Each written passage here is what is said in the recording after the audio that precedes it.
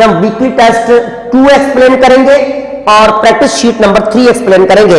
तो सबसे पहले मैं आपको वीकली टेस्ट 2 को एक्सप्लेन करता जाऊं। हमारे पास क्वेश्चन नंबर 1 है, all are correct regarding water else, means जितने भी ऑप्शन है वो करेक्ट है वाटर के हवाले से, लेकिन एक जो है ऑप्शन ऐसा है जो कि वाटर से या प्रॉपर्टीज ऑफ वाटर से कंसर्न नहीं करता, वो हमने ढूंढना है।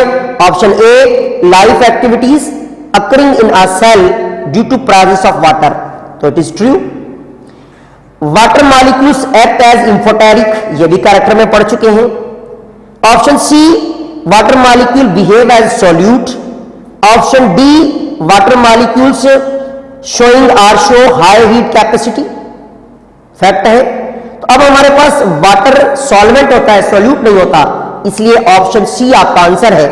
Then question number 2, water provide perfect medium for biochemical reactions occurring in the cell because of, तो वाटर परफेक्ट मीडियम प्रोवाइड करता है किसकी वजह से, ये आपको बताया गया है कि water is a universal solute, ये तो हो नहीं सकता क्योंकि सॉल्वेंट होता है, ऑप्शन ए में। बी में हमारे पास water molecules having cohesive forces, ये तो ठीक है, कोहेसिव फोर्सेस है, लेकिन वाटर एक्ट एज बफर, ये भी ठीक है, लेकिन मेनली कहता है क्यों, तो आंसर आपका याद रखिएगा ड्यू टू हाइड्रोजन बॉन्डिंग की वजह से वाटर जो है एक बेस्ट मीडियम काम करता है तमाम बायोकेमिकल रिएक्शन के लिए, इसलिए याद रखिएगा आपका answer should be the D.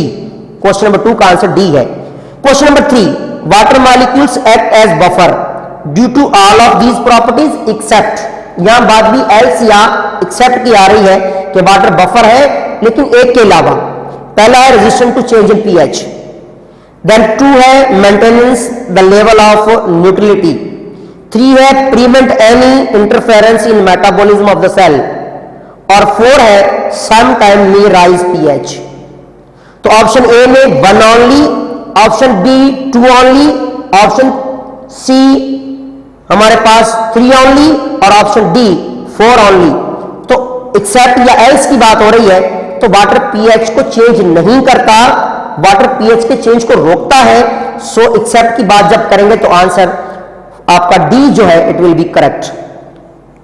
Then question number 4, one of these mismatch from the following, option A protein amino acid, option B lipids fatty acid, C nucleic acid glucose, D carbohydrate glucose. तो बेटा mismatch में हमारा जो option C है that is mismatch nucleic acid and glucose. Then question number 5, characteristics of organic molecules are A 1 carbon is essential element, number 2 carbon forming covalent bond with hydrogen, number 3 may have other element like oxygen, nitrogen along with carbon and hydrogen। तो हम characteristics किसके देख रहे हैं, Organics के, तो जाहिर है कार्बन एसेंशियल एलिमेंट भी होता है, कार्बन हाइड्रोजन से बॉन्डिंग भी करता है, और ऑर्गेनिक मॉलिक्यूल में कार्बन हाइड्रोजन के अलावा एलिमेंट भी होते हैं। सो आंसर ढूंढते हैं हमारा कौन सा सही होगा, option A 1 only, B 2 only, B 1 and 2 only, C 2 and 3 only, D 1, 2 and 3 only। So then question number 6, forces which hold the molecules together and provide cluster structure to water, याद रखिएगा cohesive forces option A, option B adhesive forces, option C both A B and option D none of these। तो बेटा cohesive forces मैंने आपको explain की थी, जिसकी वजह से वाटर मॉलिक्यूल आपस में इकट्ठे रहते हैं, क्लस्टरियल स्ट्रक्चर बनाते हैं और प्रॉपर्टी ऑफ फ्लो बनता है। So answer should be A. Question number 7, which one of the following is correct regarding biological control in IPM or integrated pest management? The natural enemies are used to control pest। तो incorrect हमने option देखना है, cause toxicity to plants, C option natural enemies are predator and parasite, option D host pest eaten by predators. तो option B जो है ये toxicity काज नहीं करते बल्कि टॉक्सिसिटी रिड्यूस होती है इसकी वजह से, इसलिए option B should be the correct answer जो कि काज टॉक्सिसिटी वाला है। Then 8, the living cell containing living material in the form of membrane plasma, cytoplasm, nucleoplasm, इसे कलेक्टिवली हम क्या कहते हैं, called as option A protoplasm, leucoplasm, protoplasm, none of these. तो आंसर आपका होगा प्रोटोप्लाज्म, लिविंग मटेरियल को प्रोटोप्लाज्म कहते हैं। Then question number 9, which one of them is least component as biomolecule in the mammalian cell? A protein, B lipids, C RNA, D DNA. तो least component देखना है तो DNA least component है biomolecule के form में देखा जाए तो मैमिलियन सेल में सबसे कम डीएनए होता है। All of the following is mismatched, यानी कौन सा मिसमैच है? हिस्टोलॉजी टिश्यू, फिजियोलॉजी बी में हमारे पास, फिजियोलॉजी फंक्शन सी में, प्लेंटोलॉजी फॉसिल्स डी में, पैरासिटोलॉजी क्लासिफिकेशन। तो पैरासिटोलॉजी में हम क्लासिफिकेशन नहीं पढ़ते, so it is mismatched. Answer should be D. Question number 2, a scientific law is uniform and constant fact of nature, virtually irrefutable theory होती है, a theory continuously supported by the experiment evidences, D all above statement are true। तो ये सारी statement true है, आपका answer होगा D. Which one of the following having same type of cell for their specific function and nature? तो याद रखिएगा option A tissue, B organ, C organ system, D organism. तो याद रखिएगा हमारे पास जो क्वेश्चन नंबर है वो 12 सेल सेम टाइप के टिश्यू बनाते हैं, so answer should be D. बहुत इजी क्वेश्चन है। Question number 13, the function of heart are associated with. तो जब फंक्शन की बात होती है तो आप जानते हैं कौन सी ब्रांच में? Option A morphology, B physiology, C plantology, D taxonomy. तो option should be B, answer है आपका correct, physiology. Question number 14, all of the following can treated, ठीक है, can treat cancer except. Option A radiotherapy, इससे भी cancer को treat करते हैं, कीमोथेरेपी, इससे भी करते हैं, जीन थेरेपी, इससे भी करते हैं, सी में, डी एंटीबायोटिक्स। तो एंटीबायोटिक्स से कैंसर ट्रीटमेंट नहीं होती, so answer should be D. Then 15 में which is not true for industrialisation? Option A which is true for industrialisation.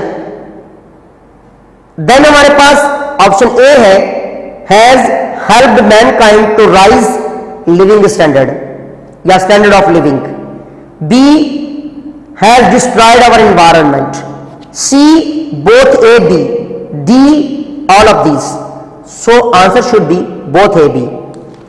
Edward Jenner, question 16, Edward Jenner was father of 1 antibiotic, 2 vaccine, 3 genetics, 4 biotechnology। तो option A में 1 and 2 only, B में 3 only, सी में 4 only, D में 2 only। तो vaccine invent की थी कॉपॉक्स के against, कॉपॉक्स virus पे, तो याद रखिएगा 2 यानी 2 only, option should be D correct. 17 में the disease which can be treated with radiotherapy techniques, cancer, tumour, 2 में ट्यूबरक्लोसिस, 3 में टेटनस। तो option A 1 and 2, option B 2 and 3, option C 4, option D 1। तो याद रखिएगा ऑप्शन 2 सॉरी ऑप्शन ए जो है that is correct answer, 1 and 2 only। Then question number हमारे पास है 18, all of the following are endoparasite except. सारे एंडोपैरासाइट हैं, एक नहीं है। तो A bacteria, B amoeba histolytica, C plasmodium, D lice, तो डी लाइस आपका एक्टोपैरासाइट है, so answer should be D. 19 में the science of biology has been helping mankind in which of the following ways, तो biology किस तरह help करती है? Increasing food production, ठीक है। कंबाटिंग डिजीज, ठीक है। 20 social interaction of individual within population specially human being can be studied as, option A social biology, option B human biology, option C biotechnology, option D both A and B. So option C should be, A should be correct, that is the social biology. 21 question, penicillium notatum is a function, A हमारे पास option है fungus, B bacteria, C algae, D हमारे पास दी protozoan. तो याद रखिएगा हमारे पास 21 में option A should be the correct, penicillium notatum fungus है। 22 which one of the following statement relates correctly with species, group of different organism, B group of similar organism but can not interbreed, C group of physically and morphologically similar and that can interbreed, and D group of dissimilar genera. So option C correct, morphology and physiology same और interbreed करें तो that group of organism called species, so answer should be C. 23 new data and techniques are used in A molecular biology, B biotechnology, C freshwater biology, D ecology। तो याद रखिएगा option B should be the correct, biotechnology. Entomology deals with, option A insect, B human tissue, C human system, D plants. So option A should be correct, इंटोमोस कहते हैं insect को है, हमने branches में पीछे डिस्कस किया था, option A should be correct. 25 in the garden Ali selected 10 mango plants for his research, then this process called. तो जब हम नंबर एंड डिजिट्स में लेते हैं तो आप समझते हैं option A data collection, B experimentation, C hypothesis, D none of these. तो डेटा कलेक्शन आपका आंसर होगा क्योंकि नंबर एंड डिजिट्स में लिया है हमने फैक्ट्स को, तो that is A answer. Question number 26, we have 206 bones in our body skeletal system that can be studied as, option A mycology, option B जो है वो मायोलॉजी, दोनों में माइकोलॉजी लिखा हुआ है, it's okay. Then option C osteology, option D cardiology. तो option C study of bone को ऑस्टियोलॉजी कहते हैं हम लोग। Question number 27, our body movement is due to the coordinate working of skeletal and skeleton and muscles can be studied as, option A याद रखिएगा myology, option B osteology, option C A and B, option D none of these. तो myology muscles की study है, option A should be correct. 28 question है, all are true about carbon, hydrogen, oxygen, nitrogen, phosphorus, sulphur, else. A they are protein forming elements, B found in all biological molecule, C called essential element, D only the part of inorganic molecules. So हम else की बात कर रहे हैं तो option D हमारा incorrect है, so answer should be D. Then 29 biotic and abiotic components are collectively constituent and a community, B ecosystem, C biosphere, D species। तो जब बायोटिक और एबायोटिक कंपोनेंट्स कलेक्टिवली इकोसिस्टम बनाते हैं so answer should be B. Question number 30, which of the chemical used in low concentration after acquiring infection as treatment। तो question number 30 में कहता है कि लो कंसंट्रेशन में इस्तेमाल होने वाले केमिकल जो आफ्टर इन्फेक्शन इस्तेमाल होते हैं, A vaccine, B antibiotic, C antigen, D all of these. तो बेटा याद रखिएगा हम एंटीबायोटिक आफ्टर इन्फेक्शन लेते हैं, so answer should be D. So this is about your अपना वीकली टेस्ट 2 आपका आंसर हमने पढ़ा 30 का एंटीबायोटिक्स।